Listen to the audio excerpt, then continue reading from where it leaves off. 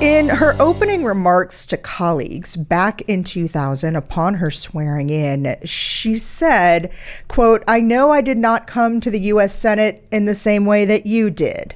I did not have a long-term personal commitment to my campaign. My name has never been on a ballot. On election night, there was no victory celebration.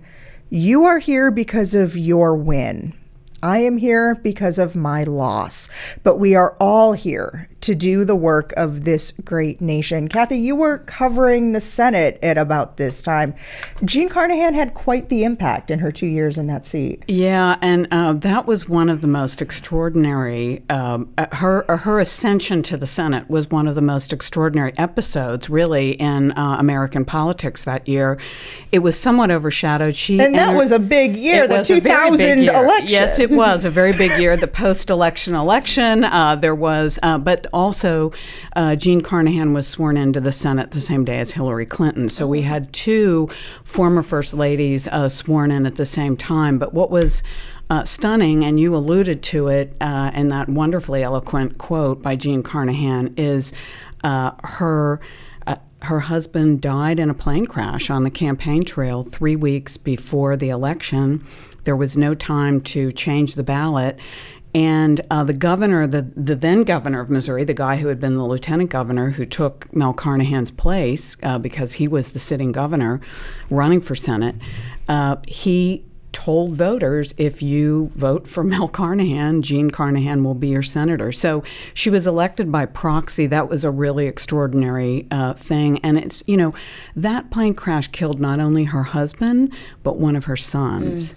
So it's hard to imagine somebody enduring that kind of a loss.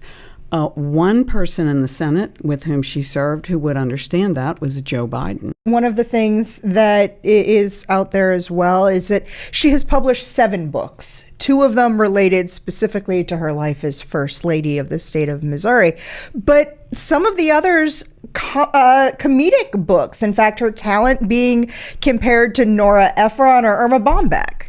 Yes, and she was very humorous. One of her dear friends who works over at the State Historical Society of Missouri, Beth Pike, commented on her humor, and also pointed out to me something I did not know, which is that Jean Carnahan kept what was in effect a food blog on Facebook, and I looked at it last night, and her most recent post was January 12th, and she was writing about Chinese food. So we all should be so creative and adventurous at age 90. Women can do it all, but we know that. And she's a perfect role model. Yes. And in that role model, too, the first woman lost narrowly to Jim Talent in that election 2 years later, but paved the way then for Claire McCaskill in 2006. Yeah, absolutely. I mean, I think when you once, for a lot of women in politics, it's a matter of there being somebody who can break that barrier and can prove that it can be done. And so she was the one who played that role at tremendous personal cost to herself. But that, I think, is the other thing that is remarkable about her. A life like this that was so long, she was 90 years old, and so well lived, is really more to be celebrated than to be mourned. But when you think about the crushing blow, and then her ability to come back with that and to be the humorous person that Beth Pike remembers, I think that is just a role model of resilience for people, and just a remarkable human being.